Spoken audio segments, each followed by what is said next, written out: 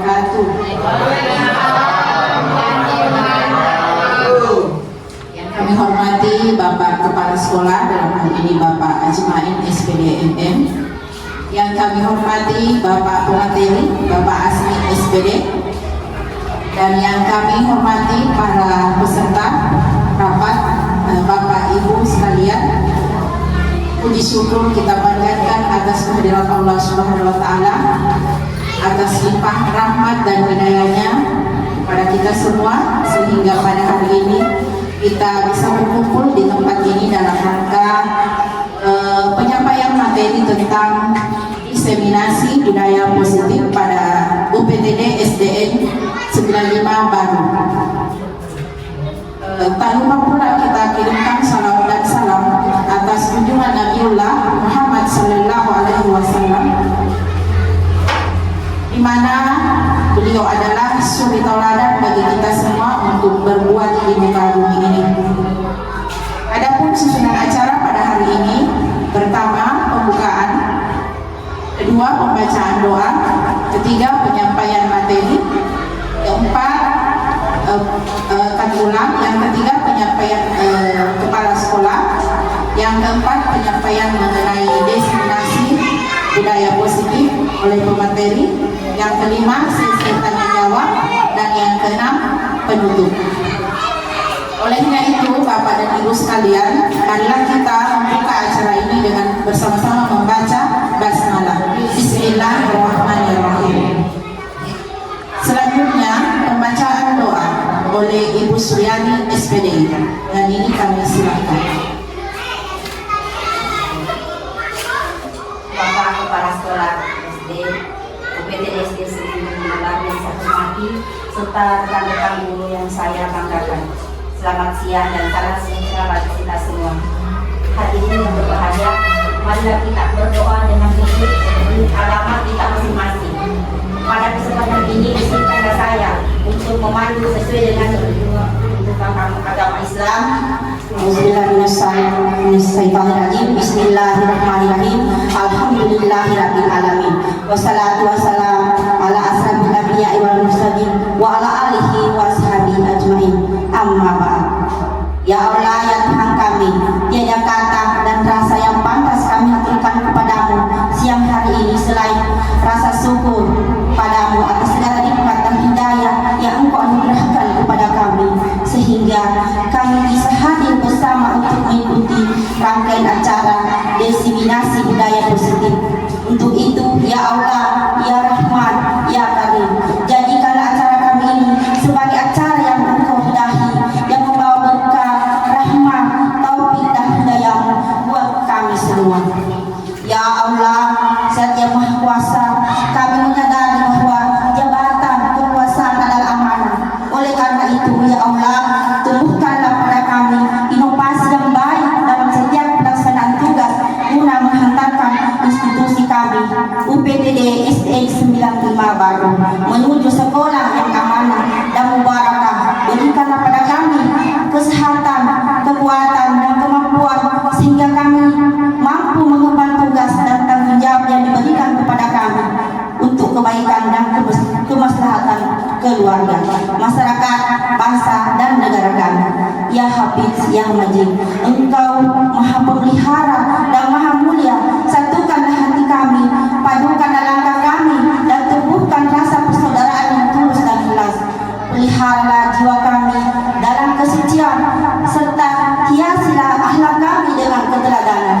Ya Allah, ya Hafiz, pertaukanlah tali kasih antara kami sehingga dapat menyikapi perbedaan dengan indah, dan juga jadikan acara pada hari ini sebagai amanah ibadah, sebagai simbol kebersamaan, kekuatan dan persatuan untuk membangun bumi pertiwi yang kami cintai berdasarkan iman dan takwa.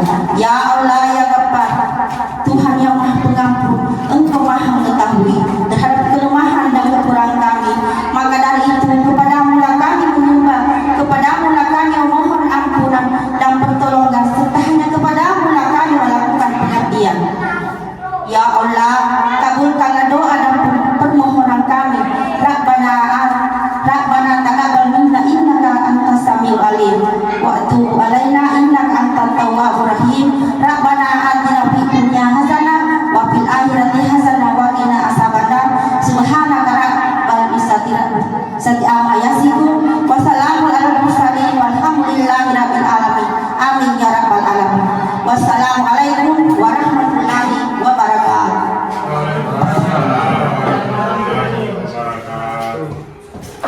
Selanjutnya sambutan oleh Bapak Kepala Sekolah, dalam hal ini Bapak Haji Ajmain SPD MM. Dengan ini kami persilahkan.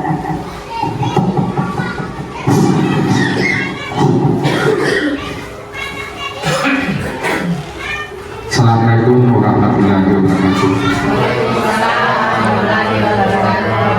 Bapak Ibu yang saya hormati, peserta kegiatan diseminasi budaya positif.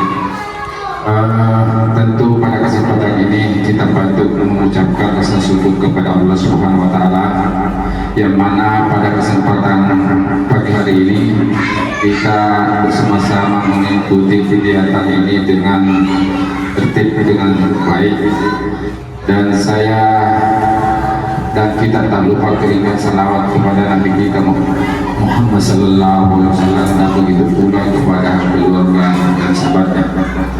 Tentu kesempatan ini sedikit saya mengharapkan atau menghimbau kepada teman-teman yang mana pada hari ini kita melaksanakan kegiatan ini. Tentu kita bersama-sama memberikan dukungan kepada teman kita, yaitu Pak Asmi, dalam kegiatan IDB Angkatan ke-9. Ya, tentu ini adalah salah satu kegiatan yang sangat saya sebagai kepala sekolah sangat membanggakan, yang mana karena adanya teman kita masuk di kegiatan ini. Ini adalah salah satu kegiatan yang sangat ke depan sangat diperhitungkan. Sangat diperhitungkan masalah peningkatan pendidikan ke depan, yang mana kegiatan ini saya mengharapkan kepada teman-teman guru, kalau ada waktu, ada kesempatan terlibat di kegiatan ini, saya sangat mendukung. Jangan menunda, kalau memang ada waktu bisa terjadi di kegiatan ini, karena ini adalah kegiatan yang sangat diperhitungkan ke depan, yang mana segala hal ke depan, masalah peningkatan pendidikan, masalah posisi-posisi ke depan itu adalah berhubungan dengan jaringan CPD, seperti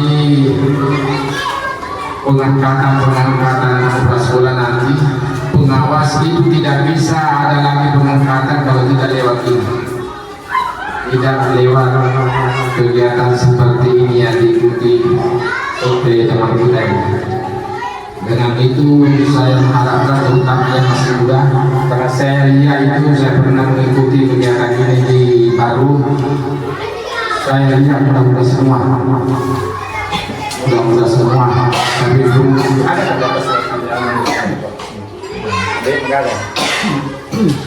Karena kalau saya tidak salah itu di waktunya ada kegiatan di Limau, kayaknya pasti yang paling senior.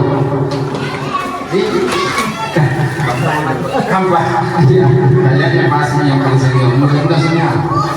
Dan memang itulah generasi muda yang agar pemula yang perlu kita membina seperti ini.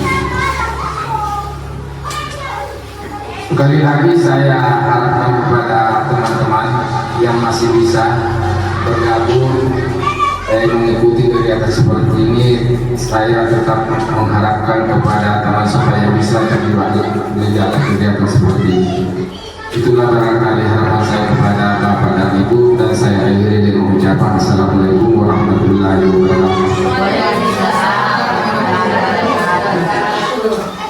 Terima kasih kami ucapkan kepada Bapak Kepala Sekolah. Selanjutnya penyampaian materi tentang diseminasi budaya positif oleh Saudara Asmi SPD. Dengan ini kami silakan.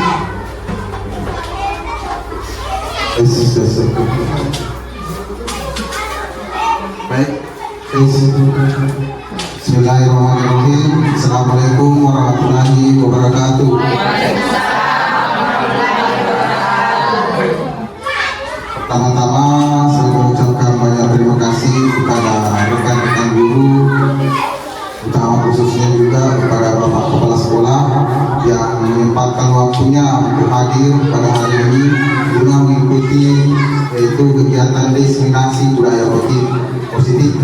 Baik, saya ada di sini sebenarnya juga sebagai bentuk pelaksanaan tugas saya, karena tugas saya artinya saya harus menunjukkan segala jenis kegiatan yang saya lakukan di sekolah, dan sekaligus juga menjawab umpan balik yang diberikan sama teman-teman kemarin, yaitu ada juga di situ yang menulis kalau bisa materi yang didapatkan itu diimplementasikan kepada rekan-rekan agar mereka juga tahu.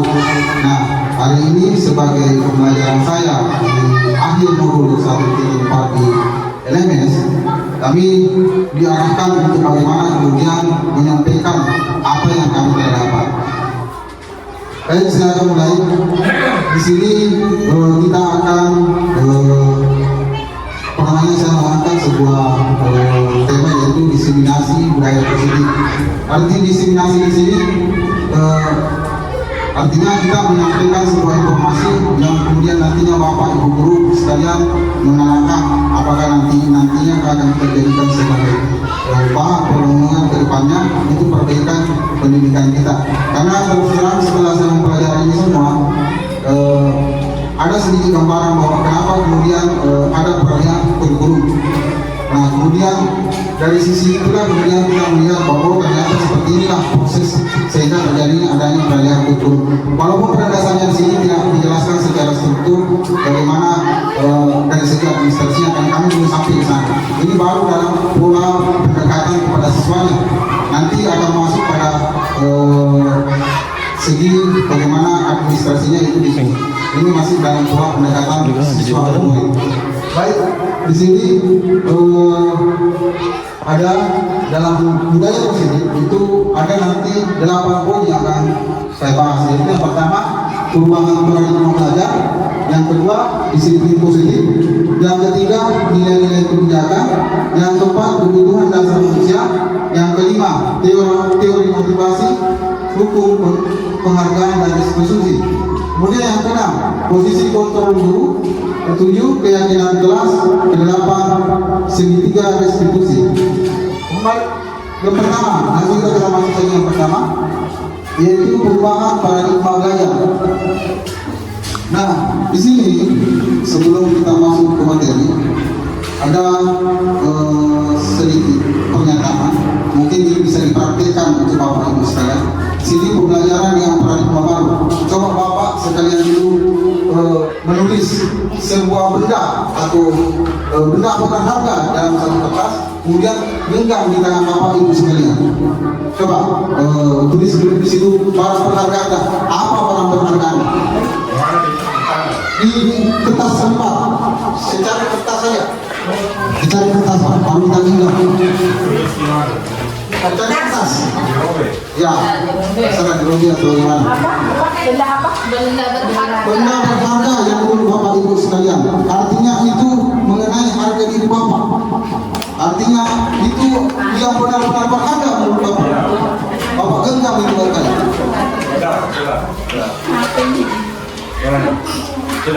Baik, karena ini Bapak Haji, saya dengan Ibu Yuli sudah memperhatikan dulu. Nah, Bapak Haji saya kan sudah menggenggam. Itu Pak yang kita genggam di dalam, anggap itu adalah barang berharga milik kita. Nah, sekarang tugasnya Ibu Yuli. Nanti Ibu Yuli, dosen nanti bergantian. Ibu tugas Ibu Yuli itu bagaimana caranya Ibu Yuli bisa membuka genggam Bapak Haji? Coba, bagaimana caranya? Baik itu merayu atau apakah yang jelas bagaimana caranya? Silakan Ibu Yuli, kita perhatikan. Ya, bagaimana caranya supaya Pak Haji bisa buka genggamannya? Coba. Ya, kita bicarakan saja supaya bagaimana Pak Haji ini bisa membuka genggamannya. Itu anak kasihlah kata-kata.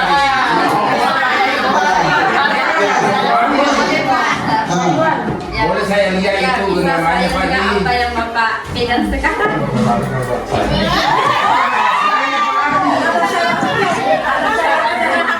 Apa itu benda yang ada di tangan Bapak?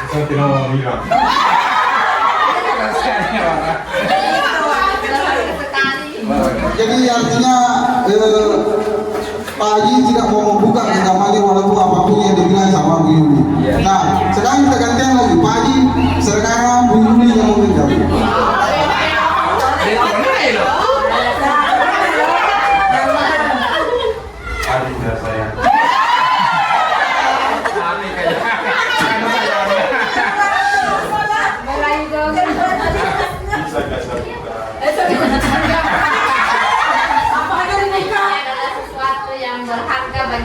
kalau saya buka saya ya tidak bisa.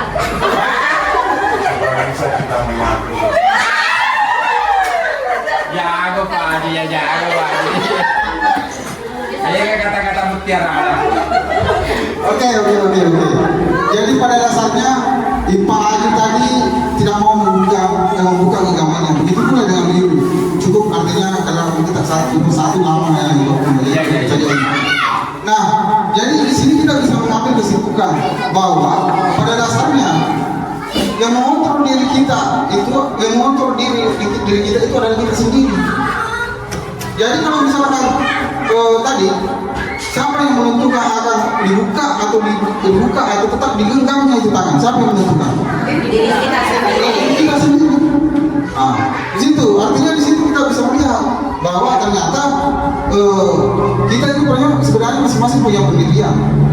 Kita ini di sini artinya harusnya melihat ke depan bahwa apa yang kita lakukan pada hari ini harusnya itu berpatokan pada diri kita sendiri. Nah, nanti ini akan terjawab semua setelah nanti pembahasan materinya sudah mencapai pada segitiga diskusi. Baik, kita lanjut. Nah, di sini di dalam teorinya Dr. Glasser.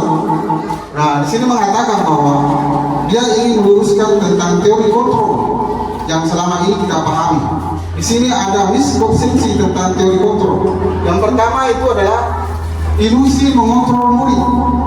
Nah, selama ini yang kita tahu teori kontrol itu adalah bayangan kita tentang mengontrol murid, bahwa murid itu harus dikontrol. Dia itu tidak memiliki apa-apa, maka oleh karena itu kita harus kontrol. Nah, itu adalah ilusi, katanya oleh William Glasser. Kemudian yang kedua, ilusi bahwa semua penguatan positif efektif dan bermanfaat.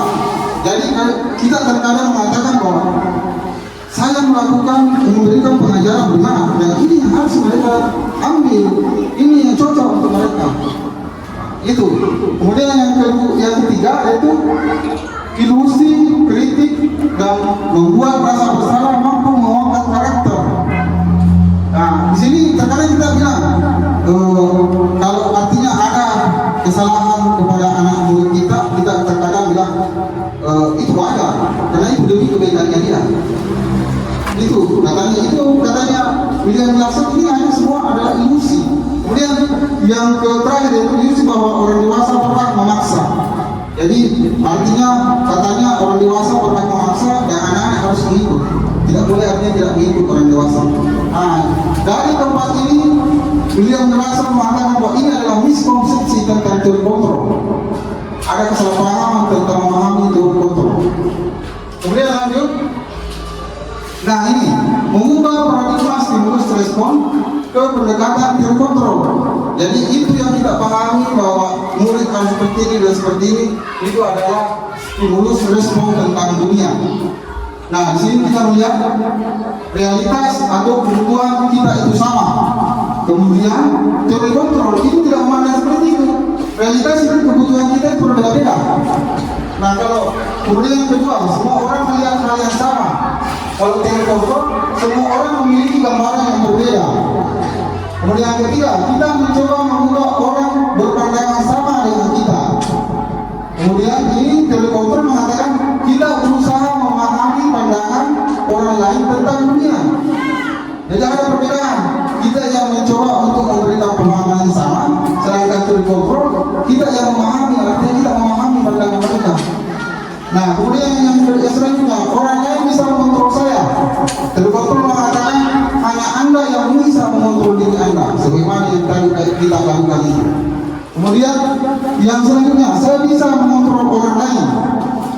Teori kontrol mengatakan Anda tidak bisa mengontrol orang lain. Kemudian yang selanjutnya, pemaksaan ada pada saat rujukan gagal.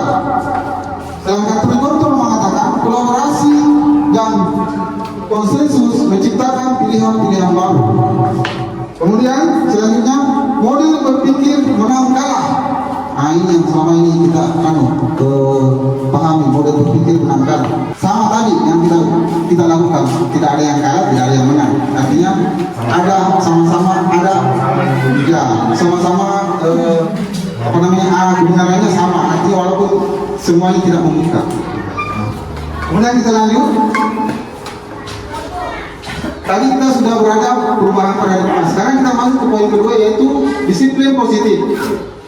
Kalau David Nasser tahu, kalau kita bercerita soal disiplin, pasti kita bercerita soal aturan yang tegas. Padahal kalau di sini dia tidak bercerita soal bagaimana peraturan itu ditegakkan. Nah, di sini disiplin positif itu berasal dari kata disiplina yang artinya belajar. Kalau disiplina ini kemudian dirubah lagi jadi disiplin artinya murid mengikuti. Nah, di sini disiplin mengacu pada disiplin diri yang memiliki tanggung jawab tentang apa yang dilakukan berdasarkan nilai-nilai yang diyakini. Disiplin positif merupakan salah satu cara penerapan disiplin yang bertujuan untuk menumbuhkan kesadaran serta memberdayakan peserta didik tanpa imbalan penghargaan atau reward, ancaman maupun hukuman. Nah, di sini apakah makna disiplin? Disiplin ini membuat orang menggali potensi menuju sebuah tujuan, apa yang dia hargai. Kemudian selanjutnya, namun dalam budaya kita, makna kata disiplin telah berubah menjadi sesuatu yang dilakukan seseorang pada orang lain untuk mendapatkan kepatuhan. Kecenderungan umum adalah menghubungkan kata disiplin dengan ketidaknyamanan, bukan dengan apa yang kita hargai atau pencapaian untuk suatu tujuan mulia. Jadi di sini disiplin, kebanyakan kita itu artinya di sini kan membuat kedisiplinan anak-anak itu menjadi tidak nyaman. Misalkan ada salahnya, kemudian mereka cenderung tidak nyaman, merasa bersalah. Nah itu. Nah harusnya di sini dikatakan bahwa disiplin itu bagaimana anak-anak itu menemukan sendiri apa yang menjadi permasalahan terhadap dirinya dan bagaimana mereka artinya bisa mempertanggungjawabkan apa yang mereka lakukan dengan kesadarannya sendiri. Nah, lanjut. Ini sebagai pendidik, tujuan kita adalah menciptakan peserta didik yang memiliki disiplin diri, sehingga mereka berperilaku mengacu pada nilai-nilai kebajikan universal dan memiliki motivasi intrinsik dalam perubahan perilaku ke arah yang lebih baik. Karena kita masuk kepada poin nilai-nilai kebajikan. Tadi kan kita sudah belajar melihat apa itu disiplin dan bagaimana disiplin itu berdasarkan dengan nilai-nilai kebajikan. Nah, nilai-nilai kebajikan yang dimaksud di sini, nilai-nilai kebajikan adalah sifat-sifat positif manusia merupakan tujuan mulia yang ingin dicapai setiap individu. Nilai-nilai tersebut bersifat universal dan lintas bahasa, suku, bangsa, agama maupun latar belakang. Nah, di sini Dr. William Glasser mengatakan bahwa setiap perilaku itu memiliki tujuan, pasti memiliki tujuan. Tidak ada perilaku yang tidak memiliki tujuan. Kemudian Dr. Glenn Russell mengatakan bahwa mengaitkan nilai-nilai kebajikan yang diyakini seseorang, maka motivasi listriknya akan terbangun sehingga menggerakkan motivasi dari dalam dan dapat mencapai tujuan yang mulia yang diinginkan. Sejalan dengan yang dikatakan oleh Dr. William Glasser bahwa perilaku atau perbuatan semua manusia itu memiliki tujuan. Sedangkan Dr. Diana Gosel mengatakan bahwa apa yang orang lakukan itu harusnya berdasar dari hati nurani mereka, atas dorongan mereka sendiri. Nah, nilai-nilai kebajikan yang ingin dicapai di setiap anak Indonesia kita kenal dengan profil pelajar Pancasila. Itu yang selama ini kita kenal, yaitu profil Pancasila. Nah, profil pelajar Pancasila di sini ada 6 dimensi, yaitu yang pertama, beriman, bertakwa kepada Tuhan Yang Maha Esa dan berakhlak mulia. Kemudian yang kedua, mandiri. Ketiga, bernada elitis. Keempat, kreatif. Kelima, bergotong royong. Keenam, berkebinekaan global. Inilah ke-6 dimensi yang akan nanti kita kembangkan sebenarnya di dalam dunia pendidikan, khususnya pada kurikulum merdeka nantinya. Nah, di sini ada beriman dan bertakwa, berakhlak agama, akhlak pribadi, akhlak kepada manusia, akhlak kepada alam, akhlak bernegara. Kalau mandiri, pemahaman diri dan situasi regulasi diri, bernegara kritis, memperoleh dan memproses informasi dan gagasan, menganalisa dan mengevaluasi penalaran, merefleksi dan mengevaluasi pemikiran sendiri. Sedangkan untuk kreatif, menghasilkan gagasan yang orisinil, menghasilkan karya dan tindakan yang orisinil, memiliki keluasan berpikir dalam mencari alternatif solusi permasalahan. Kalau bergotong royong, mereka berkolaborasi dan ada kepedulian. Berkebinekaan global mengenai harga dan menghargai budaya. Jadi selama ini kan kita walaupun artinya kita memahami kebinekaan global, bukan berarti bahwa kita harus dipengaruhi oleh budaya-budaya asing yang selama ini banyak yang mencintai orang-orang Korea sehingga merupakan budayanya sendiri. Kemudian selanjutnya komunikasi dan interaksi antar budaya, refleksi dan tanggung jawab terhadap pengalaman kebinekaan berkeadilan sosial. Itu tadi untuk nilai-nilai kebajikan berdasarkan profil Pancasila.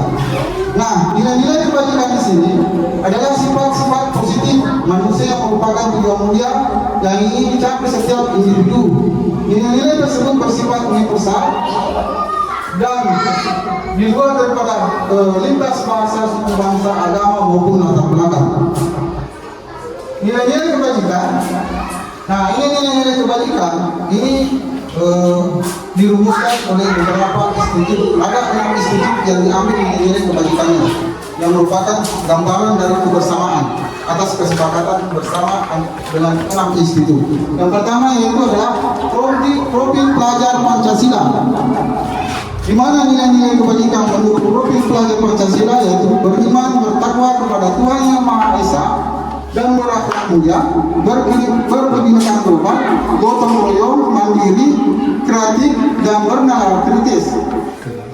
Yang kedua yaitu menurut IPO, Primary Years Program, di mana mengatakan bahwa nilai-nilai kebajikan itu adalah toleransi, rasa hormat, integritas, mandiri, menghargai, antusias, empati, keingintahuan, kreativitas, kerjasama, percaya diri, dan komitmen.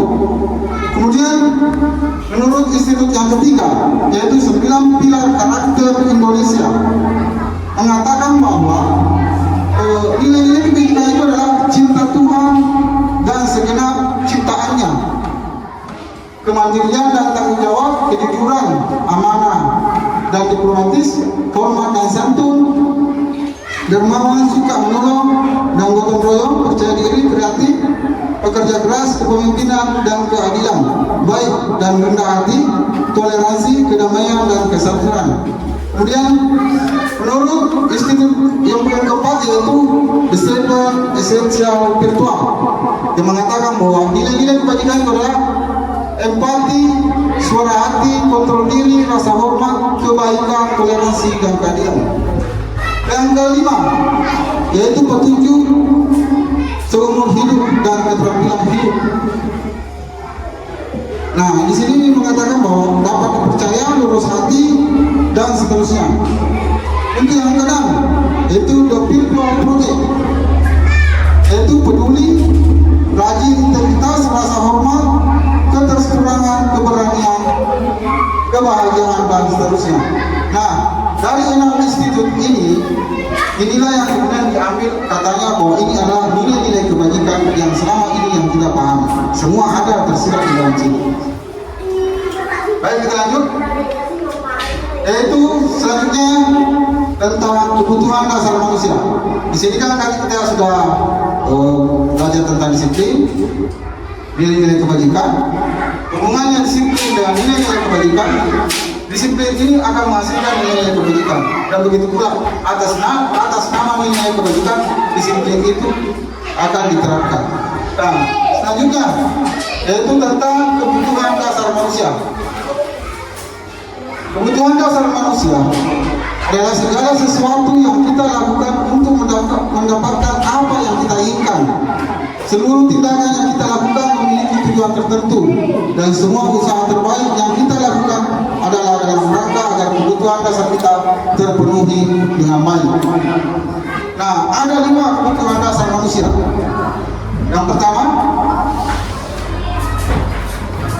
kebutuhan bertahan hidup.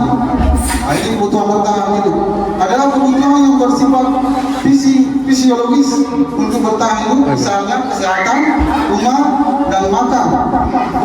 Aturan yang telah berlakukan. Karena makanya itu kita juga harus memahami kebutuhan apa yang mereka miliki. Nah, di sini dikatakan oleh Nagawasi bahwa ada 5 kebutuhan dasar manusia, yaitu yang pertama kebutuhan bertahan hidup. Kemudian yang kedua, kasih sayang dan rasa diterima. Kebutuhan untuk disayangi dan diterima meliputi kebutuhan akan hubungan dan koneksi sosial. Kebutuhan untuk menerima kasih sayang dan membutuhkan untuk merasa menjadi bagian dari suatu kelompok. Kebutuhan ini juga meliputi keinginan untuk tetap terhubung dengan orang lain, seperti teman, keluarga, pasangan hidup, teman kerja, dan kelompok di mana kita tergabung. Anak-anak yang memiliki kebutuhan dasar kasih sayang dan rasa diterima yang tinggi biasanya ingin disukai dan diterima oleh lingkungannya. Nah, tadi di situ pertama kebutuhan dasar bertahan hidup, sekarang kebutuhan dasar kasih sayang. Kebutuhan dasar kasih sayang biasanya murid kita itu kadang ada yang cengeng sekali, setiap ada masalah datang sama kita. Mungkin karena dia tidak memiliki kasih sayang di rumahnya sehingga dia membutuhkan kasih sayang dengan orang tuanya. Terkadang kita artinya jengkel melihat itu terus berulang-ulang. Tetapi kalau kita tidak tangani, pada akhirnya mereka akan sayang kepada kita. Itu yang dimaksud di sini kasih sayang dan rasa diterima. Kemudian yang ketiga, penguasaan atau kebutuhan pengakuan atas kemampuan. Kebutuhan ini berhubungan dengan kekuatan untuk mencapai sesuatu, menjadi kompeten, menjadi terampil, diakui atas prestasi dan keterampilan, didengarkan dan memiliki rasa harga diri. Kebutuhan ini biasanya mereka yang memiliki kemampuan, biasanya karena anak kita bilang saya mampu mengerjakan tugas. Pada saat dia mampu mengerjakan tugas, saat itulah dia selalu minta diperhatikan oleh gurunya. Kenapa aku selesai ini saya berdua? Begini juga Pak caranya. Itu kebutuhan yang sering pengakuan atas kemampuan siswa atau murid. Kemudian yang keempat, kebebasan atau kebutuhan akan pilihan. Kebutuhan untuk bebas adalah kebutuhan akan kemandirian, otonomi, memiliki pilihan dan mampu mengendalikan arah hidup seseorang. Anak-anak dengan kebutuhan kebebasan yang tinggi menginginkan pilihan mereka perlu banyak bergerak, suka mencoba-coba, tidak terlalu terpengaruh orang lain dan senang mencoba hal baru. Artinya di sini anak-anak di sini suka hal-hal baru, dia selalu ingin mencoba yang baru. Di mana artinya bukan ada pembelajaran secara mandiri, secara artinya sendiri-sendiri. Elok sih berkelompok, terus materi berkelompok, elok sih bagaimana diberikan tugas. Di situ itu yang dimaksud di sini ada kebutuhan akan pilihan. Mereka selalu pilih, mereka selalu ingin mencoba hal-hal baru. Apa lagi yang ingin dia selesai? Nah, selanjutnya yaitu kesenangan, kebutuhan untuk merasa senang. Kebutuhan akan kesenangan adalah kebutuhan untuk mencari kesenangan, bermain dan tertawa. Anak-anak dengan kebutuhan dasar kesenangan yang tinggi biasanya ingin menikmati apa yang dilakukan.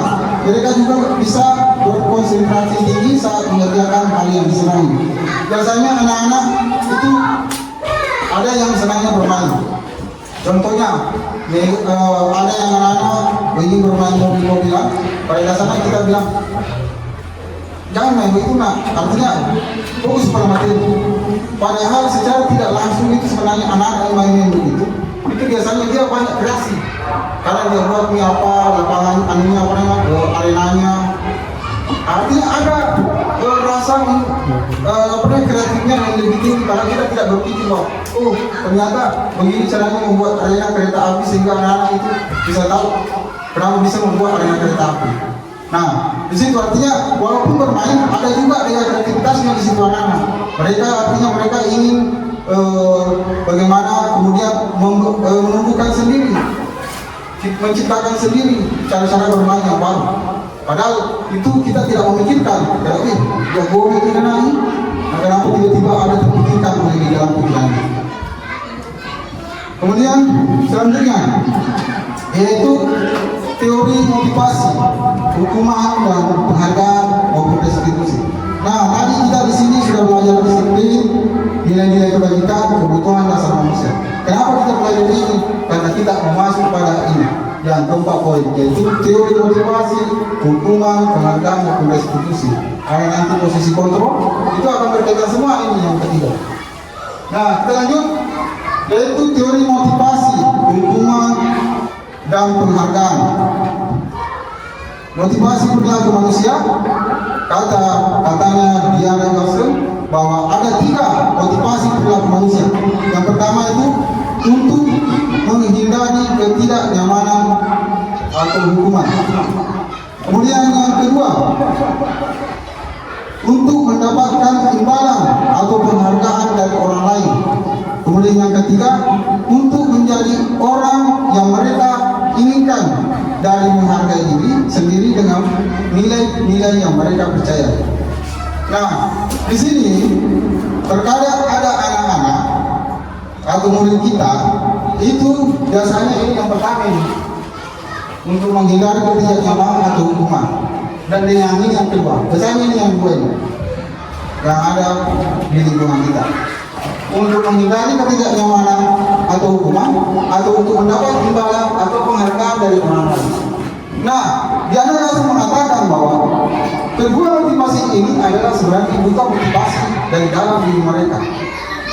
Dan karena ini untuk menghindari ketidaknyamanan mereka harus melakukan pekerjaan. Karena terkadang itu di dalam pikiran mereka mengatakan, kalau saya tidak melakukan apa yang saya terjadi dengan diri saya, maka saya harus melakukan. Nah, begitu pula dengan ini, mendapatkan imbalan. Kalau misalkan saya mengerjakan ini, mungkin saya akan mendapatkan imbalan hadiah, pulpennya, bukunya. Tapi berceritanya tidak jangka panjang, hanya jangka pendek. Anak-anak itu hanya memikirkan bagaimana caranya mendapatkan imbalan. Nah, ini katanya dengan bahwa kedua motivasi ini atas motivasi munculnya dari eksternal, dari luar atau dari pihak ketiga, atau ada dorongan dari pihak ketiga dari luar. Nah, yang ini dimunculkan sebenarnya di sini adalah ini posisi internalnya murid, di mana untuk menjadi orang yang mereka inginkan dan menghargai diri sendiri dengan nilai-nilai yang mereka percaya. Nah, itu ada tadi nilai-nilai kebaikan universal. Disitulah nilai-nilai itu apa yang mereka percayai.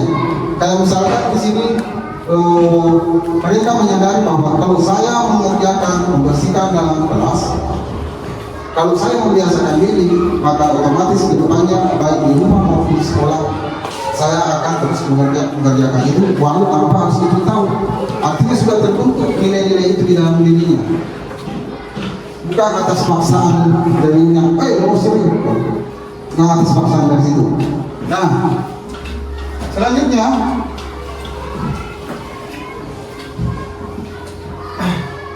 nah, ini ada pertanyaan untuk Bapak Ibu guru sekalian. Nanti kita akan umpan dari pertanyaan ini. Setujukah Bapak Ibu? Pertama, hukuman dapat mendisiplinkan anak. Setuju? Setuju atau tidak? Setuju atau tidak? Setuju. Oke, jadi hukuman dapat mendisiplinkan anak. Setuju atau tidak? Setuju. Ada yang bisa memberikan alasan kenapa? Yang penting hukuman yang dikasih yang mendidik kita Ada pemain itu? Nah, apa? Maksudnya yang penting hukuman yang dikasih kepada anak-anak mendidik untuk meningkatkan motivasi belajar mereka. Ya, yang tidak setuju siapa? Ada yang tidak setuju? Oh, berarti mayoritas setuju. Sekarang pertanyaan kedua, pemberian hukuman dengan hal positif seperti membaca atau membersihkan halaman sekolah dapat meningkatkan disiplin anak. Setuju atau tidak? Ada alasannya? Siapa bisa memberikan alasan? Ada? Baik, kita lanjut. Memberi penghargaan dapat meningkatkan motivasi belajar anak. Setuju atau tidak? Setuju. Baik. Di sini tidak ada jawaban benar maupun salah. Di sini kita akan merefleksi sendiri mana yang benar dan mana yang salah.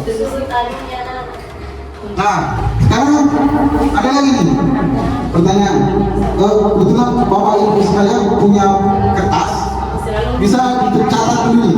Kita lihat di sini tugas perbedaan antara hukuman dan konsekuensi. Contohnya, mencatat 100 kali di dalam buku kalimat, saya tidak akan terlambat lagi karena terlambat ke sekolah.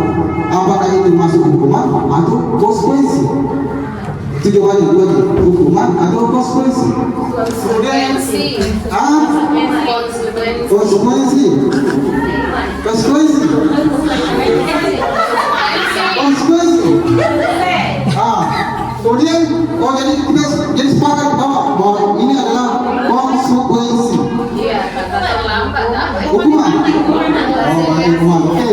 Kemudian yang kedua, lari mengelilingi lapangan basket 2 kali karena terlambat hari di sekolah. Hukuman. Oke. Kemudian yang ketiga, murid diminta untuk push-up 15 kali karena tidak menggunakan masker ke sekolah. Hukuman atau konsekuensi? Hukuman. Makanya kalau tuh kita tadi, jadi supaya kita tahu bahwa oh ini jawabannya benar-benar salah. Oke, kita lanjut. Menggantikan kertas tugas teman yang telah dicoret-coret. Hukuman atau konsekuensi? Kemudian lanjut, membersihkan tumpahan air di meja tulis karena tersenggol pada saat belajar. Konsekuensi. Oke. Kemudian selanjutnya, murid disuruh untuk tidak mengenakan sepatu seharian di sekolah karena tidak mengenakan sepatu hitam. Hukuman atau konsekuensi? Konsekuensi. Kemudian lari mengelilingi lapangan basket 2 kali karena terlambat 10 menit untuk pelajaran PJOK. Hukuman. Oke, ada bilang semua ada konsekuensi. Sekarang kita lihat dulu. Ini adalah hukuman. Mencatat 100 kali dalam buku kalimat. Kenapa dikatakan hukuman? Karena itu di luar daripada nalar pemikiran anak. Tidak mungkin artinya mereka melakukan yang tidak sesuai yang apa yang mereka buat. Nah, kemudian yang kedua, lari mengelilingi basket. Ini adalah hukuman. Push-up juga hukuman. Mengganti kertas tugas teman yang dicoret itu adalah konsekuensi. Membersihkan tumpahan air itu adalah konsekuensi. Murid disuruh untuk tidak mengenakan sepatu seharian itu adalah hukuman. Sedangkan lari mengelilingi lapangan basket 10 kali, pelajaran PJOK itu adalah konsekuensi.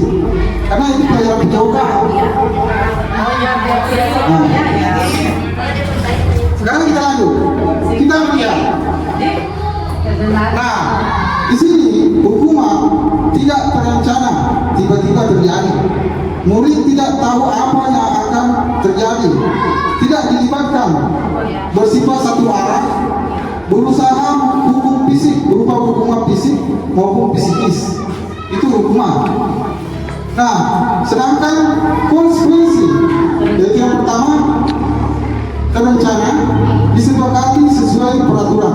Kayak contohnya tadi, kalau menggunakan menggelar air di meja kita harus membersihkan. Itu kan sebagai bentuk konsekuensi. Mereka tahu bahwa kalau ditumpah harus dibersihkan. Bukan disuruh mencatat 100 kali. Itu adalah hukuman. Kemudian murid tetap dibuat tidak nyaman. Ini konsekuensi. Hukuman adalah sebenarnya menurut Diana Kasem adalah produk gagal yang sudah tidak seharusnya kita gunakan. Ini sebenarnya hukuman adalah alternatif terakhir yang harus kita gunakan di hukuman. Yang seharusnya sebenarnya tidak boleh digunakan menurut Diana Kasem. Sedangkan konsekuensi ini sebenarnya artinya kadang kita memakai, tetapi ini tetap membuat anak tidak nyaman. Kemudian sikap guru selalu mengontrol murid atau mengontrol murid. Kita selalu ingin memonitor murid kita.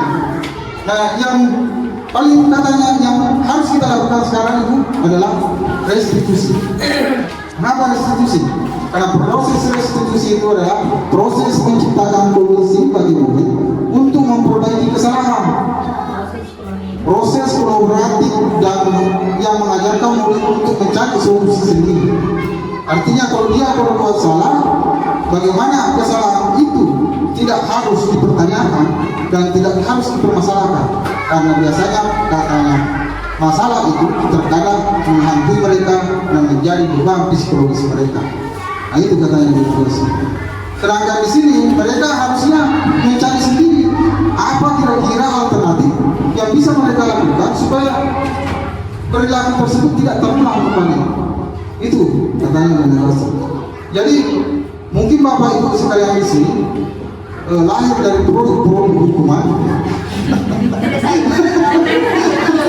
sehingga saya yakin dan percaya masih ada di dalam pikiran Bapak Ibu sekalian bahwa saya pernah dikasih begini, saya pernah dikasih begini sama guru, saya pernah begini, masih terus ada membayangkan.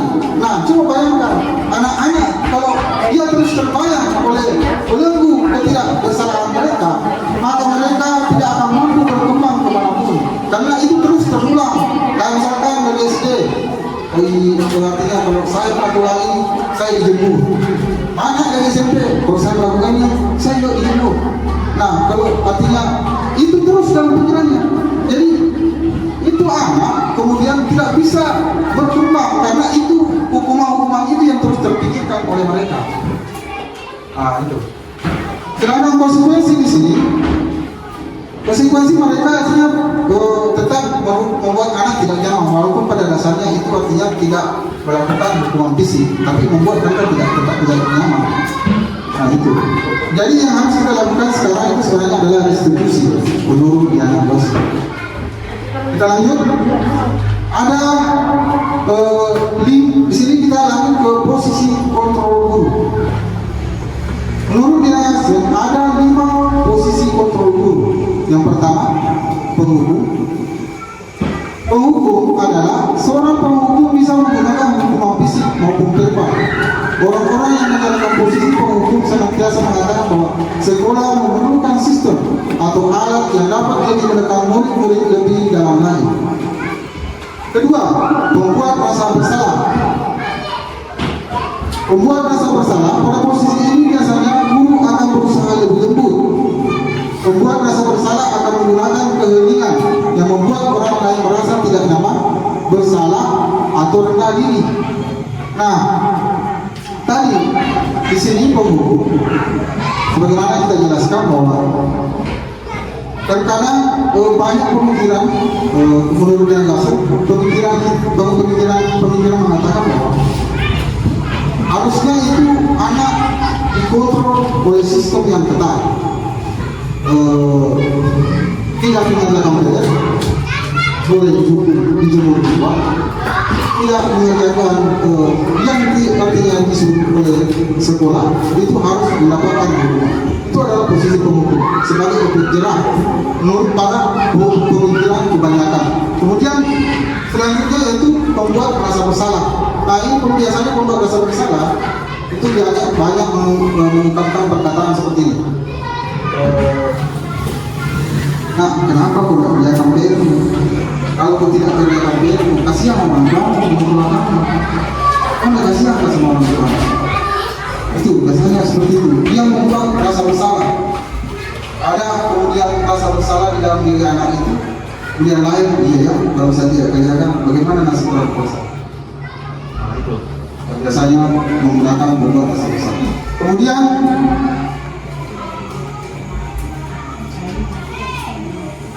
posisi kontrol sebagai teman. Di sini sebagai teman, guru pada posisi ini tidak akan menyakiti murid, namun akan tetap berupaya mengontrol murid melalui persuasi. Posisi teman pada guru bisa negatif ataupun positif. Positif di sini berupa hubungan baik yang terjalin antara guru dan murid. Guru di posisi teman menggunakan hubungan baik dan humor untuk mempengaruhi seseorang. Nah, di sini posisi antara guru dengan murid. Terkadang kalau misalkan mereka melakukan kesalahan, mereka terkadang kita melontarkan perkataan, kau tidak kasihan kan sama saya? Kau tidak lihat kan berapa nih pengorbananku untuk yang berikan kepada kau? Masa kau terus mengulang-ulang seperti ini? Sudah kasih kau belikan kau pulpen, sudah kau apa? Masa kau masih terus mengulang hal seperti itu? Ini posisi kontrol sebagai teman. Kemudian yang keempat yaitu posisi kontrol sebagai pemantau. Nah, sebagai pemantau berarti mengawasi.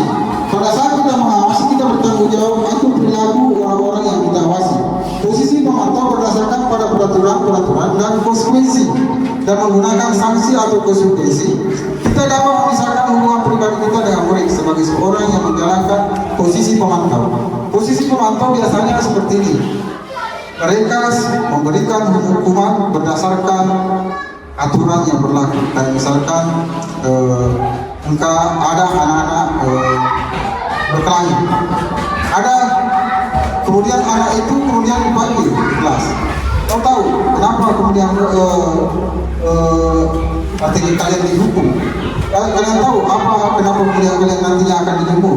Karena beberapa catatan mengatakan bahwa kau sudah seringkali melakukan keonaran di sekolah.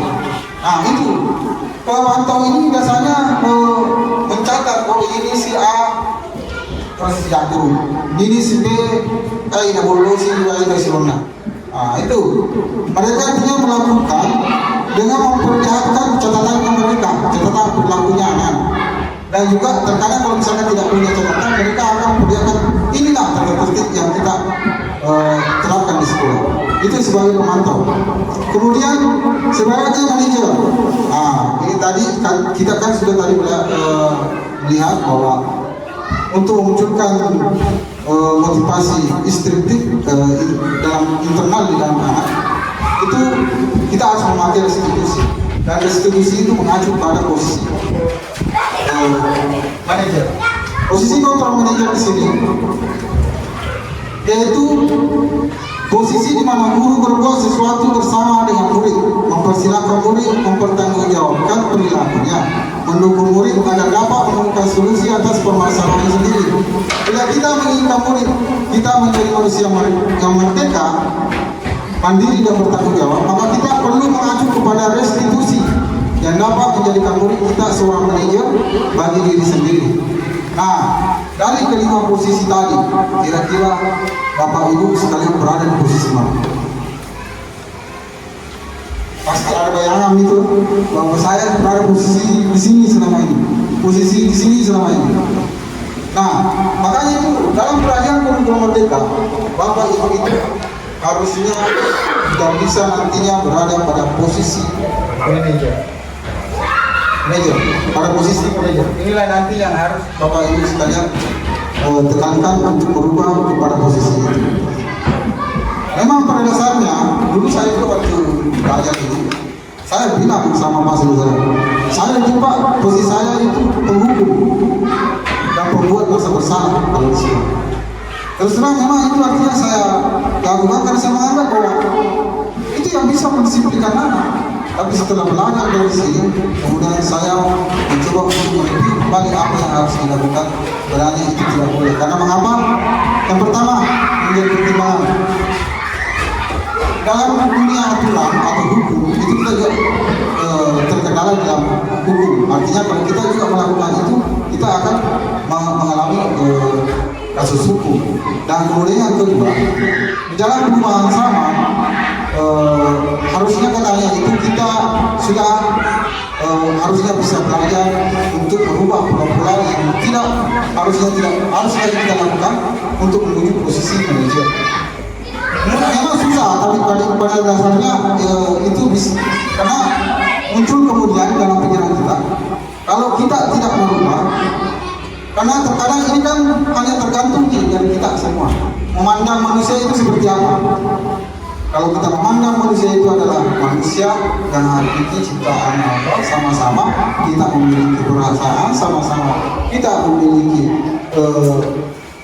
integritas yang sama, maka kita juga merubah pendekatan kita memberikan pelajaran kepada mereka. Baik, kita lanjut. Tadi sudah tentang posisi kontrol. Nah, di sini ada kasus. Kasusnya itu tidak memakai atribut lengkap saat upacara bendera. Kalau posisi penghukum pasti disuruh untuk memakai bendera 1 jam. Nah itu. Kemudian kalau posisi pembuat dosa bersalah, dia pasti mengatakan berapa kali ibu bapak kasih tahu kamu selalu mengecewakan bapak ibu. Artinya dia membuat anak itu bersalah atas kesalahan. Kemudian yang selanjutnya yaitu teman, ayo dong ikut aturan sekolah, tolong bantu bapak ibu yang sekali ini saja. Ya, sudah tidak apa-apa, lain kali jangan berbuat seperti itu lagi. Itu biasanya kalau sebagai teman. Kemudian selanjutnya pemantau biasanya kalau ada kasus seperti ini pasti mengatakan kamu sudah melanggar peraturan sekolah, kamu tahu konsekuensinya. Setelah upacara kamu beli atribut di koperasi dan jangan diulangi. Nah itu. Nah kemudian manajer, nah ini yang selalu diborborkan atau dibacakan bahwa ini yang nanti akan kita pakai. Sebagai manajer, apakah kamu tahu kesalahanmu? Kira-kira bagaimana kamu memperbaiki kesalahanmu? Itu sebagai manajer. Selanjutnya, nah ini yang pertanyaan ini. Setelah tadi kita belajar 5 posisi kontrol, ini ada kalimat, saya kecewa sekali sama kamu. Kira-kira kalimat ini berada pada posisi kontrol apakah? Bersama. Ini, saya kecewa sekali sama kamu. Di mana posisi kontrol, di mana dia tadi? Membuat rasa bersalah. Ah? Bersalah. Oke, bersalah. Kemudian selanjutnya, kamu tidak pernah benar melakukannya. Kontrol. Kamu tidak pernah benar melakukannya. Kontrol. Hah? Ini kan tadi saya kecewa sekali sama kamu. Berarti dia berada pada mana? Kemudian selanjutnya kamu tidak pernah benar melakukannya. Ini gimana ini tadi? Di 5 posisi kontrol. Kamu tidak pernah benar melakukannya. Ya, posisi kontrol mana? Penghukum, pembuat dosa bersalah, teman, pemantau. Hah? Kamu tidak pernah benar melakukannya. Ini adalah penghukum. Karena apapun yang dikerjakan selalu salah. Nah, hukum itu ya begitu. Tidak ada yang benar itu adalah salah. Nah, sekarang selanjutnya, apa rencanamu untuk menyelesaikan masalah ini? Manajer, ya betul.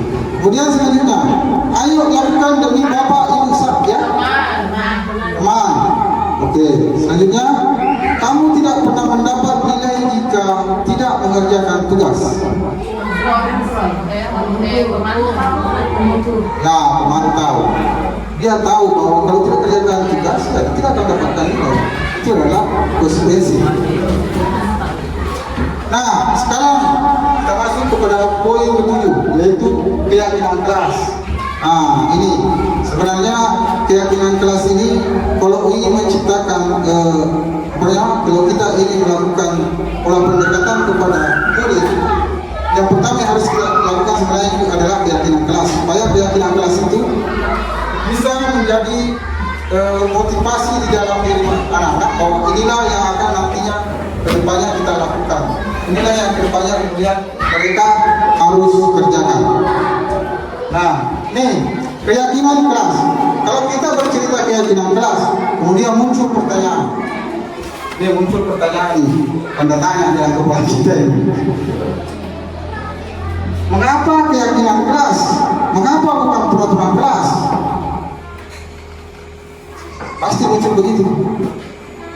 Dan perlu kita tahu, ingat, peraturan itu adalah atas kesepakatan, ya kan? Nah, Kalau kesepakatan itu sudah disepakati bersama, berarti kita sudah yakin, ya kan? Berarti kita sudah yakin. Tapi keyakinan itu belum tentu adalah kesepakatan. Makanya dianggap keyakinan kelas. Itu lebih bagus katanya Garagasi, bukan peraturan kelas. Kenapa keyakinan kelas? Karena dia lebih kompleks, tidak mengacu kepada sebuah aturan. Misalkan dilarang membuang sampah sekolah sembarangan tempat, atau dilarang membuang sampah sembarangan tempat. Itu kan adalah peraturan. Tapi keyakinan kelas itu adalah bagaimana kemudian mereka memahami bahwa membuang sampah pada tempatnya itu adalah keyakinan. Karena adalah kebersihan adalah sebagian daripada itu adalah keyakinan. Mereka meyakini bahwa kalau kita membuang sampah pada tempatnya. Kemudian lanjut, ini pembentukan keyakinan kelas. Keyakinan di kelas itu biasanya bersifat abstrak, berupa pernyataan universal, dibuat dalam pernyataan positif. Artinya pernyataannya itu kan bermakna nilai-nilai positif. Beda itu kalau aturan itu kan tegas mengatakan kayak misalkan tidak mengerjakan PR akan dihukum 2 kali mengerjakan PR. Itu adalah peraturan yang mungkin Bapak Ibu tidak di dalam kelas. Tapi kalau keyakinan kelas, kalau misalkan tidak mengerjakan PR, apa yang harus dibuat untuk keyakinan kelas? Yaitu bagaimana kemudian memunculkan anak itu bisa mengenali bahwa kalau tidak mengerjakan PR itu akan merugikan orang lain, merugikan teman-temannya juga, karena itu akan menjadi perilaku yang dicontoh. Berarti kalau keyakinan kelasnya adalah menghargai teman atau menghargai orang lain, itu adalah keyakinan kelasnya. Nah, kemudian sedikit saja agar mudah diingat, itu keyakinan kelas. Artinya hanya beberapa poin, 4 poin yang utama dulu. Itu supaya bisa diingat. Jadi tidak harus merangkul semuanya aturan-aturan yang ada. Karena keyakinan kelas ini adalah bagian dari peraturan. Tetapi di situ kita bisa merangkul menjadi beberapa keyakinan untuk mereka, itu anak. Kemudian selanjutnya, sesuai dengan kondisi sekolah, yang sesuai dengan kondisi sekolah agar mudah diterapkan. Semua warga sekolah atau warga kelas dilibatkan dalam membuat keyakinan. Kemudian selanjutnya, yaitu ini keyakinan kelas yang sudah saya coba buat di kelas saya. Yang pertama, budaya 5S: senyum, sapa, salam, sopan, dan santun. Nah itu artinya kalau mereka misalkan berkelahi, berarti mereka melanggar keyakinan ini. Yang pertama, senyum, sapa, salam, sopan, dan santun. Kemudian yang kedua, menjaga kebersihan dan keindahan kelas. Jadi kalau mereka buang sampah, inilah keyakinan kelas yang mereka langgar. Makan di dalam kelas, inilah keyakinan kelas yang mereka langgar, menjaga kebersihan dan keindahan kelas. Kemudian yang ketiga, mematuhi protokol kesehatan dan cuci tangan. Nah itu. Kemudian yang keempat, berbicara dengan guru atau wali kelas apabila ada masalah di dalam kelas. Jadi kalau misalkan anak-anak berkelahi, inilah juga yang dilanggar. Karena harusnya kalau ada masalah berbicara dengan wali kelasnya. Bapak, begini, nah biasanya banyak pengaduan yang terjadi. Kemudian yang kelima, selalu berdoa sebelum dan sesudah kegiatan KBM. Nah ini biasa semua kelas biasa terjadi. Dan kemudian keenam, peduli sesama dan menjaga solidaritas antar sesama teman. Itu keyakinan kelas yang sudah saya coba untuk terapkan dalam kelas saya. Walaupun pada dasarnya belum berjalan secara maksimal, akan tetapi mereka sudah mengingat poin-poin itu. Kemudian selanjutnya, nah ini yang penting daripada inti dari pelajaran kita adalah segitiga restitusi. Sekarang kita lanjut. Segitiga restitusi, dia jadi hanya tidak muncul di gambar. Segitiga restitusi di sini adalah suatu proses dialog yang dijalankan oleh guru agar dapat menghasilkan murid yang mandiri dan bertanggung jawab. Jadi segitiga restitusi ini adalah sebuah pendekatan yang nantinya Bapak Ibu guru sekalian yang seharusnya bisa diterapkan dan digunakan di kelas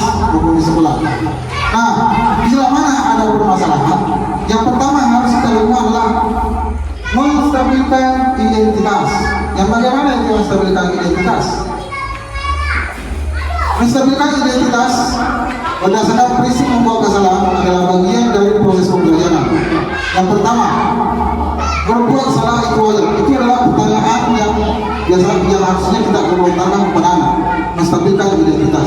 Kan misalkan ada anak-anak yang melakukan kesalahan, yang kita langsung bilang kepada anak, itu betul. Nah, di sini terhadap pula proses perubahan kurikulum, Bapak Ibu sekalian diharapkan nantinya bagaimana menerapkan metode ini, yaitu metode segitiga restitusi. Yang pertama itu adalah menstabilkan identitas.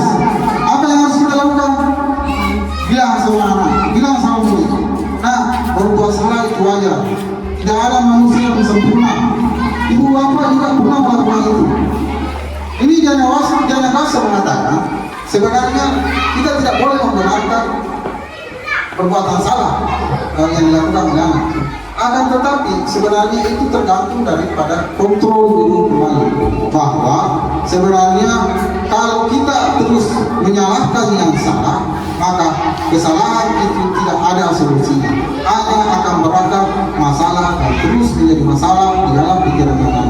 Sebagaimana tadi yang dikatakan, yang kita pembahasan sebelumnya, bahwa itu hanya akan menjadi beban psikis bagaimana kalau kita hanya mempertanyakan kesalahan-kesalahannya sehingga dibawa sampai dia dewasa.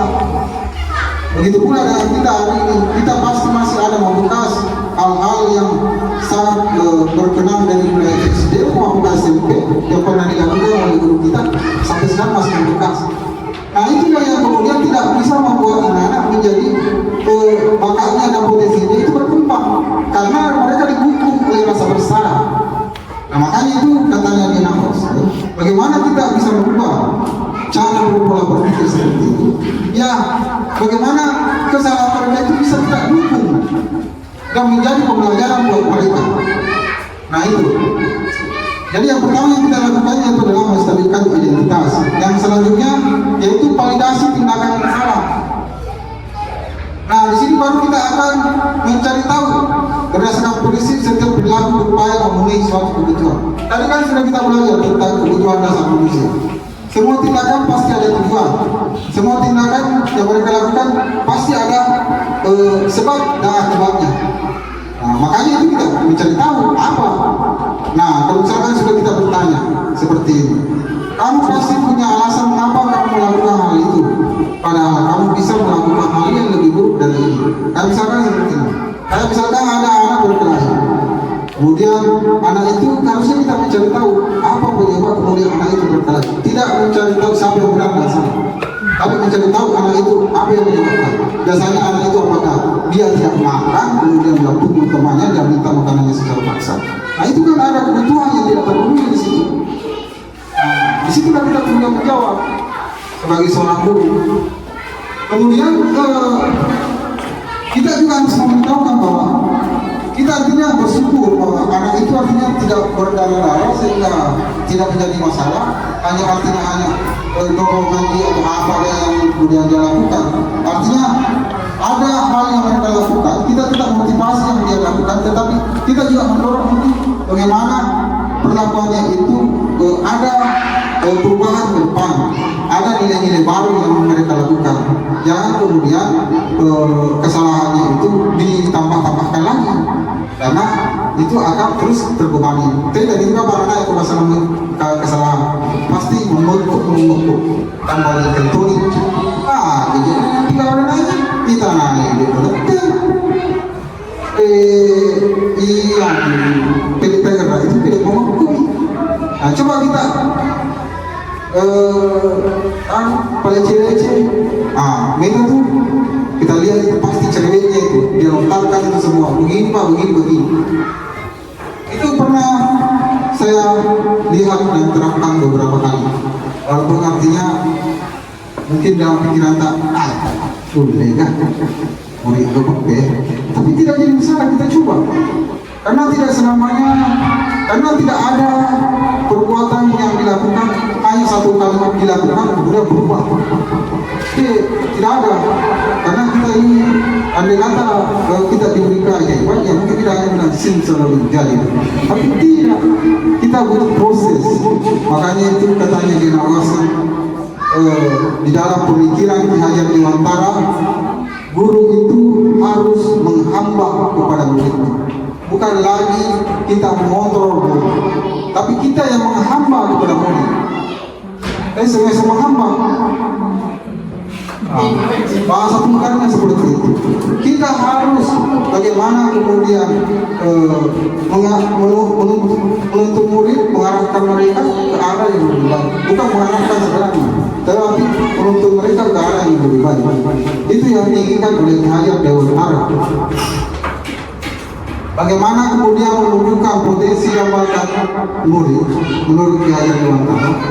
Ya itu tadi, guru itu harus melihat apa yang menjadi bakat di dalam diri murid. Makanya itu biasanya kalau per awal semester itu kita lakukan asesmen awal. Kita kasih kuesioner yang kemudian mereka jawab, oh ternyata ini anak lebih sukanya mendengarkan musik. Oh berarti dia visual, audio. Ini anak sukanya menonton video. Berarti cara pendekatannya berbeda kan? Nah, dia maunya seperti itu. Nah, kita lanjut. Sudah kita validasi tindakan tadi. Kemudian menanyakan keyakinan. Nah, inilah keyakinan yang kemudian harusnya dulu kita bentuk di dalam kelas. Bagaimana kemudian apabila ada terjadi sesuatu kepada anak, itu bisa kita tanyakan apa keyakinan, apa yang kemudian anak-anak sekalian langgar dari perbuatan kalian. Nah, berdasarkan prinsip teori kontrol power, pada dasarnya kita termotivasi secara intrinsik dalam diri, muncul dalam diri dia, bukan muncul atas konsekuensi atau hukuman. Karena kalau muncul atas konsekuensi maupun hukuman, itu anak-anak tidak akan berkembang, hanya terus menjadi rasa bersalah. Tapi kalau di dalam dirinya muncul seperti itu, maka otomatis dia artinya bisa berpikir kreatif bagaimana kedepannya supaya artinya tidak mengulang lagi kejadian yang mereka lakukan. Nah ini pertanyaan yang kemudian muncul, apa keyakinan kelas kita, nilai-nilai apa yang sudah disepakati bersama, seperti apa gambaran kelas yang ideal menurut kamu, kamu ingin menjadi orang seperti apa. Nah sekarang ini ada sedikit kasus yang mungkin bisa kita pecahkan bersama-sama ini. Saya bacakan Ibu. Di sini ada Ibu Dani sedang menjelaskan pelajaran bahasa Inggris di papan tulis. Namun beliau memperhatikan bahwa Fajar malah tidur-tiduran dan tampak acuh tak acuh pada pelajarannya. Fajar, coba jawab pertanyaan nomor 3. Maju ke depan dan kerjakan di papan tulis. Fajar pun tampak malas-malasan maju di depan, dan sesampai di depan papan tulis pun Fajar hanya diam terpaku sambil memegang buku bahasa Inggris dan memainkan spidol di tangannya. Ayo Fajar, makanya jangan tidur-tiduran, dan kali perhatikan. Sudah, sana, duduk kembali, kira-kira siapa yang bisa. Fajar pun kembali duduk di bangkunya. Hal seperti ini sudah seringkali terjadi pada Fajar, seperti tidak memperhatikan acuh tak acuh, dan nilai-nilainya pun tidak terlalu baik untuk pelajaran bahasa Inggris. Pada saat ditegur oleh Ibu Dani, Fajar hanya menjawab, tidak tahu. Ibu Dani pun menjawab diri, gimana kamu Fajar? Kamu tidak kasihan sama ibu ya? Ibu sudah capek-capek mengajarkan kamu, tidak kasihan sama ibu? Dan Fajar pun diam membisu. Nah, sekarang pertanyaan pemantiknya dari studi kasus ini.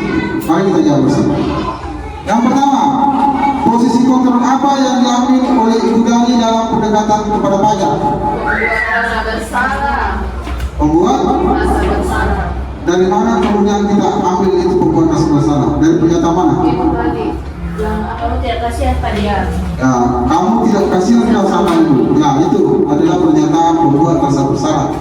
Kemudian pertanyaan kedua, membaca sikap Fajar, kira-kira kebutuhan apa yang dibutuhkan oleh Fajar? Apa kebutuhannya kira-kira? Perhatian. Apa? lima kebutuhan dasar manusia. Apa kebutuhan yang dibutuhkan si payah di sini? Apa pasti kalau misalnya ada wanita kayak si payah ini, akan tinggal kira-kira. Mungkin perlu perhatian sama anak. Nah, betul. Dia membutuhkan sebuah perhatian. Artinya setelah melakukan restitusi, kita harus melakukan restitusi dulu. Mungkin Bapak Haji bilang perlu perhatian. Mungkin Ibu Nuri bilang perlu kasih sayang. Artinya tergantung daripada pendekatan yang kita gunakan. Makanya itulah gunanya restitusi, untuk mencari tahu kebutuhan apa. Kemudian yang ketiga, bila Ibu Dani mengambil posisi pemantau, apa yang akan dilakukan atau dikatakan olehnya? Pertanyaan-pertanyaan seperti apa yang akan diajukan? Kalau misalkan Ibu Dani sebagai pemantau dari kasus kepayah tadi. Dari beberapa pertemuan, saya perhatikan Fajar tidak berubah perilakunya, tetap saja tidur-tiduran. Nah, ada yang lain? Dari posisi pemantau, kira-kira ada napau dan dipajar. Ya, sama kita itu ya, yang bilang itu. Tidak ada perubahan, tetap dia tidur-tiduran, tidak. Ya, harusnya itu Dani mengatakan, tadi kan di sini mengatakan bahwa Fajar sering mengulangi perbuatan. Jadi sebagai posisi pemantau memberikan catatan bahwa Fajar sering mengulang perilakunya yang seperti itu. Jadi harusnya Fajar itu tidak mengulang lagi, karena ada catatannya dia sering mengulang sebagai pemantau. Nah, selanjutnya, apabila Anda adalah kepala sekolah di sekolah Fajar dan mengetahui hal ini, bagaimana tindak lanjut Anda? Ada yang bisa? Bagaimana tindak lanjut Anda? Di sini sebenarnya kita diarahkan untuk menggunakan posisi kontrol sebagai manajer dengan menggunakan pendekatan restitusi. Nah, itu yang harus kita lakukan untuk menganalisa apa yang terjadi sebenarnya. Jadi sekian pembelajaran ini tadi mengaitkan bagaimana kemudian kedepannya bisa kita lakukan. Artinya sudah ada gambaran lah untuk Bapak Ibu. Inilah nanti kemudian kedepan yang kita lakukan. Ini baru dari segi pendekatan murid dalam pembelajaran hari ini.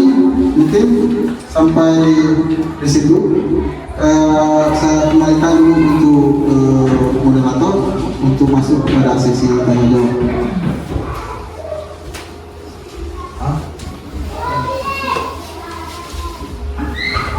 Baik, terima kasih kami ucapkan materi. Yang selanjutnya kita masuk kepada sesi tanya jawab. Jadi karena waktu tinggal beberapa menit, kami membuka kesempatan atau hanya satu sesi saja pertanyaan. Di sesi yang pertama ini kami membuka 2 pertanyaan. Terima kasih. Silahkan bagi Bapak Ibu yang ingin bertanya. Ya, dengan apa? Kalau dengan apa? Alhamdulillah udah lumayan gitu.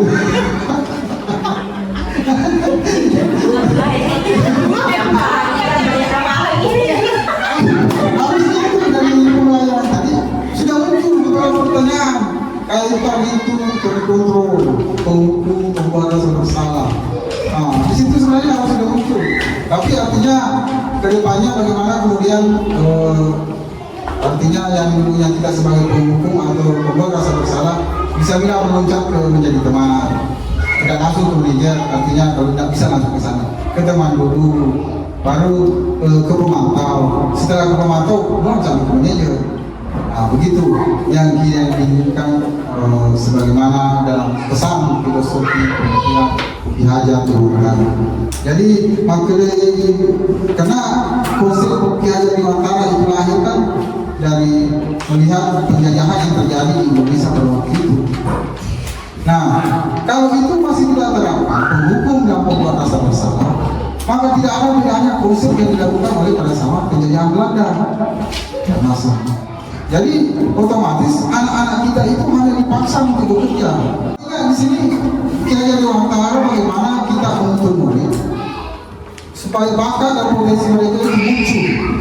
Nah biasa itu anak-anak kita lihat dia belum tahu betul soal membaca, tetapi sudah ada dilihat barangnya, oh ini anak tidak tahu membaca, tetapi kalau mengapa luar biasa.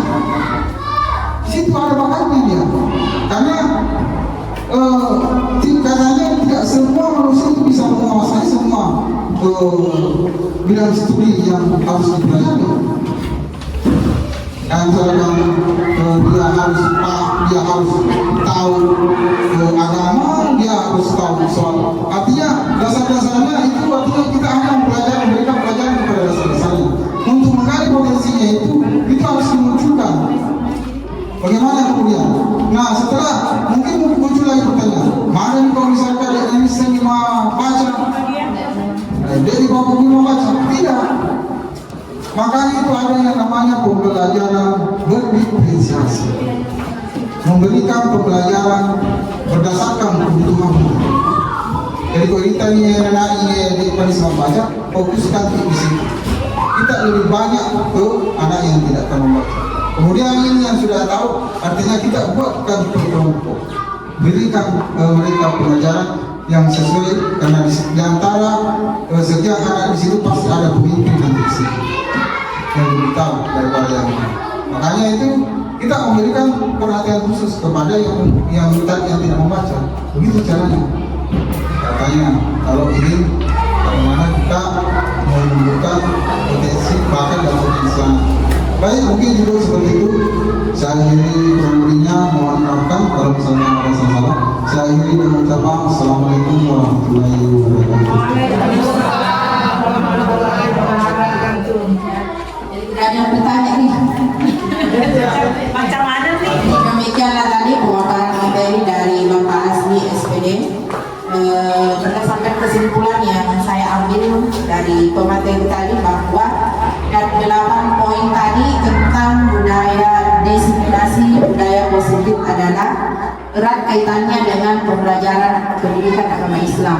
Jadi munculkan husnuzon, tak jauhkan suudzon kepada siswa. Jangan menganggap ketika ada siswa tidak mau menulis langsung mengatakan malas mentung ini anak, tanpa kita tahu apa alasannya sehingga tidak mau menulis. Ya, itulah perlunya namanya pendekatan. Ya. Kemudian yang kedua restitusi, yaitu proses menciptakan kolaborasi atau kolaboratif antara guru dengan siswa untuk mencari solusi dari setiap permasalahan peserta didik kita. Seperti itu Bapak Ibu yang sempat saya tangkap dari pemaparan dari Bapak pemateri tadi. Dengan berakhirnya penyampaian materi tadi, maka berakhirlah rangkaian acara kita pada hari ini, dan marilah kita bersama-sama menutup acara kita dengan membaca hamdalah. Alhamdulillahirrahmanirrahim. Sekian, Assalamualaikum warahmatullahi wabarakatuh.